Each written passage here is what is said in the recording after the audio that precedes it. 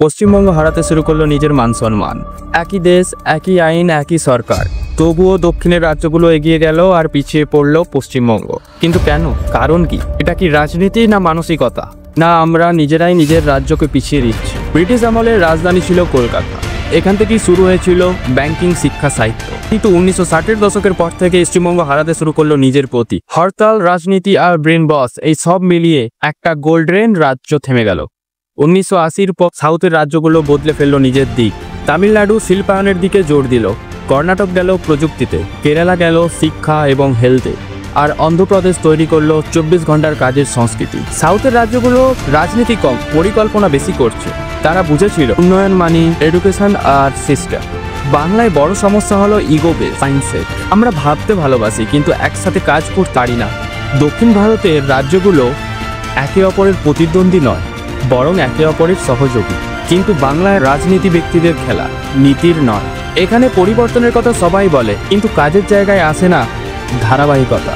বাংলা এখনো হারায়নি, শুধু দরকার একটা স্ট্রং মাইন্ডসেট আর রিয়েল এডুকেশন। স্কুল থেকে কোডিং, রোবোটিক্স, ডিজাইন এই সব শেখাবে। স্টার্টআপ সাপোর্ট, গভর্নমেন্ট শুধু ফান্ডিং নয়, মেন্টরশিপ সিস্টেম দরকার। কলকাতার বাইরে দ্বিতীয় হাব করা, যেমন দুর্গাপুর, শিলিগুড়ি, মেদিনীপুর, খড়গপুর এইসব জায়গাগুলোতে। ক্লিন পলিটিক্স, কম কথায় বেশি কাজ, লং টার্মের জন্য ভাবনা চিন্তা। ইউথ লিডারশিপ, ডিসিশন মেকিংয়ে 30 বছরের নিচের মানুষগুলোকে যুক্ত করা। পরিবর্তন শুরু হয় মানুষের একজনের ভেতর থেকেই। যদি বাংলাকে আবার জাগাতে চাও তবে দরকার শুধু নেতাকে না, দরকার এক দল যে ভাববে না, কাজ করবে। সাউথ ইন্ডিয়া তাদের উন্নয়ন বানিয়েছে মিশন। এবার সময় এসেছে বেঙ্গল নিজের স্বপ্নকে মিশন বানানো।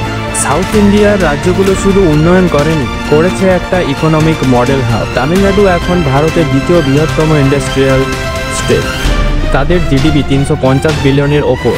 কর্ণাটকের 40% রেভিনিউ আসে তাদের আইটি সেক্টর থেকে। কিন্তু পশ্চিমবঙ্গ এই 3টে জিনিসে গ্যাপ স্পট দেখা যায়। শিল্পায়ন আছে কিন্তু পুরানো, শিক্ষার মান আছে কিন্তু এমপ্লয়াবিলিটি কম, আর রাজনীতি আছে, এক্সিকিউশন নেই। এই ডিসকানেক্টটাই বাংলাকে পিছিয়ে রেখেছে।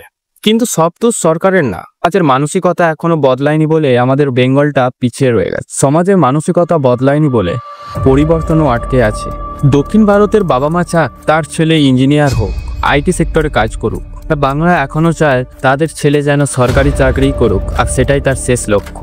একটাই আছে রিস্ক ট্র্যাকিং কালচার, অন্যটাই আছে সিকিউর ফিউচার মাইন্ডসেট। কিন্তু ইনোভেশন আসে সাহস থেকে, নিরাপত্তা থেকে না।